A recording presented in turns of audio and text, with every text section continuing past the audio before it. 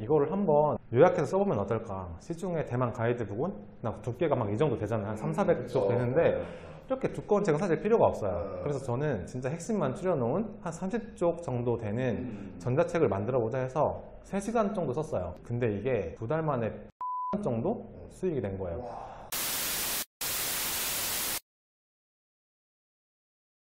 저는 지금 현재 작가이자 콘텐츠 크리에이터로 활동하고 있는 코덕남이라고 하는데, 이 코덕남은 제가 사용하는 닉네임으로 코스메틱, 즉 화장품 덕질하는 남자라는 뜻을 가지고 있고, 저에 대해서 좀 더 자세한 정보를 보고 싶으시면 네이버에 코덕남이라고 검색을 하셔도 보실 수가 있고요. 작가님도 하시고 코스메틱도 관심이 많으시고 한데 분야가 좀 완전 다르잖아요. 네, 화장품은 제가 대인기피증을 좀 알았었던 적이 있는데, 군대를 가게 되면서 후임 때문에 화장품에 관심을 갖기 시작한 거예요.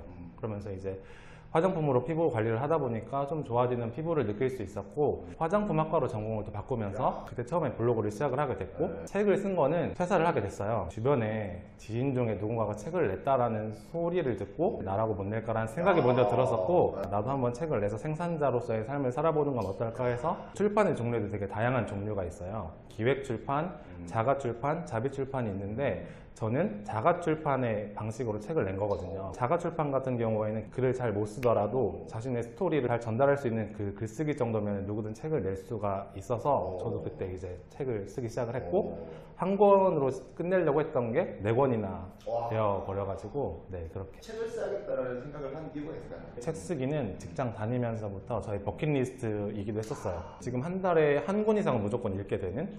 그러면서 이제 왜 나는 책만 읽고 있지? 나도 나만의 노하우를 누군가에게 전달할 수 있지 않을까? 자신이 가지고 있는 지식도 본인만 알고 있으면 그건 죽은 지식이라고 저는 생각하거든요.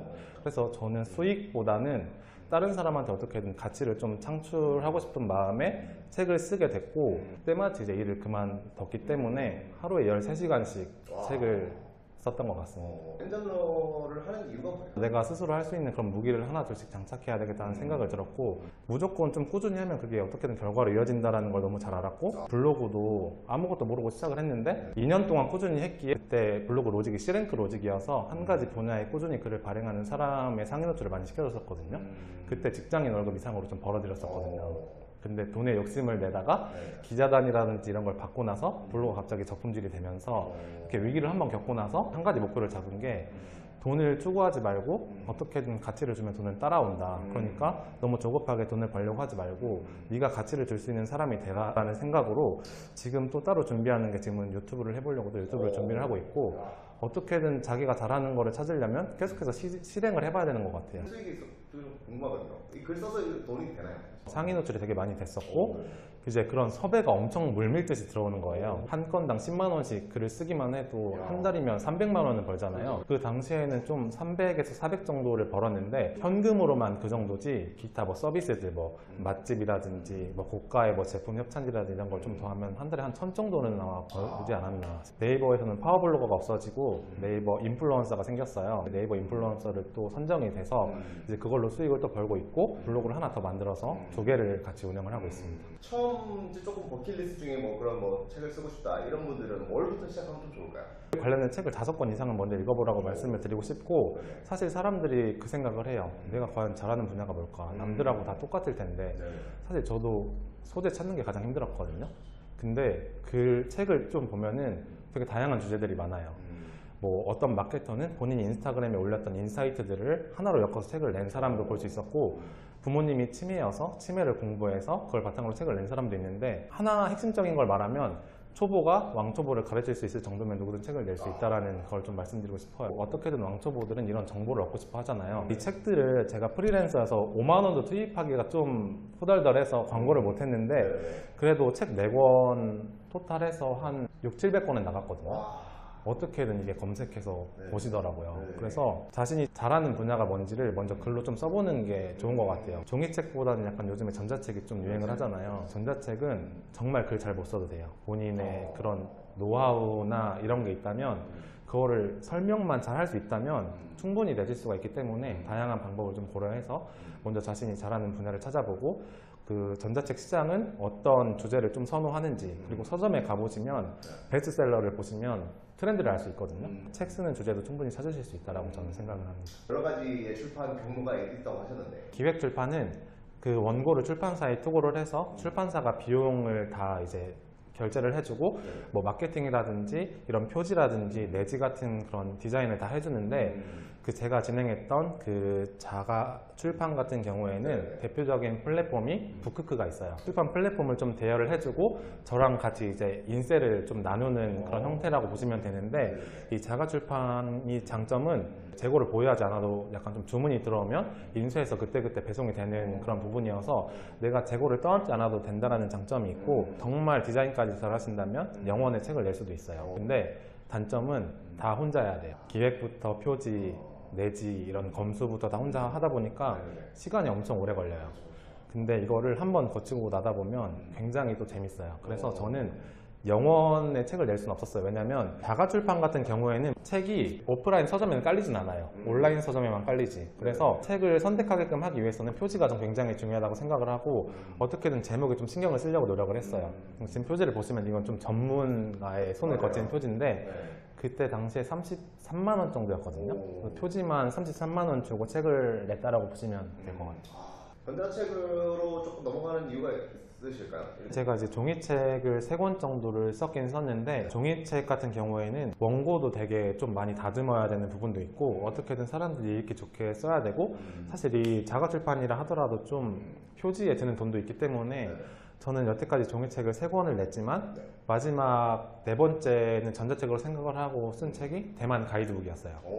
저는 대만 여행을 1년에 5번씩 가는데 은근히 저한테 물어보는 사람이 많더라고요. 그래서 이거를 한번 요약해서 써보면 어떨까. 시중에 대만 가이드북은 두께가 막 이 정도 되잖아요. 한 300~400쪽 되는데 이렇게 두꺼운 책은 사실 필요가 없어요. 그래서 저는 진짜 핵심만 추려놓은 한 30쪽 정도 되는 전자책을 만들어보자 해서 3시간 정도 썼어요. 근데 이게 2달 만에 100만 원 정도 수익이 된 거예요. 종이책으로 100권 팔면은 수익이 한 권에 1,000원이라고 하면은 100권을 팔면 한 달에 이제 한 권에 1,000원이에요. 네. 얼마 안 되잖아요. 아무튼 그렇죠. 수익이. 근데 이 전자책 같은 경우에는 내가 먹인 수익 그대로 제가 받을 수가 있어요. 블로그에서 판매를 한다든지 뭐 관련된 플랫폼, 뭐 대만 여행 관련 플랫폼에서 광고를 해서 판다든지 하면 이게 쉽게 팔 수가 있고, 그 돈은 제가 거의 다 받을 수 있는 돈이고, 광고를 거치더라도 광고비만 내면 되기 때문에 굉장히 좀 수익성이 좀 있기도 하더라고요. 그래서 생각보다 반응이 좋을지 몰랐는데 실행을 통해서 어떻게든 이 수익을 얻은 거잖아요. 그래서 저는 이를 통해서 실행의 중요성을 다시 한번 느낄 수 있었고, 이게 책을 한번 쓰고 나서 주문이 들어오면 저는 여행을 가든 뭘 하든 그냥 PDF만 보내면 끝나기 때문에 엄청 관리하기도 편하고, 인쇄를 따로 하지 않아도 되기 때문에 발송도 안 해도 되기 때문에 엄청나게 저는 전자책을 좀 긍정적으로 그때부터 보기 시작했어요. 홍보나 이런 것들은 따로 하시는 건 없어요? 저는 가장 좀 효과 있었다고 생각을 하는 게 인스타그램에 약간 적은 비용이라도 돈을 들여서 타겟층에게 광고를 하는 부분이 저는 가장 효과적인 광고라고 생각을 하고,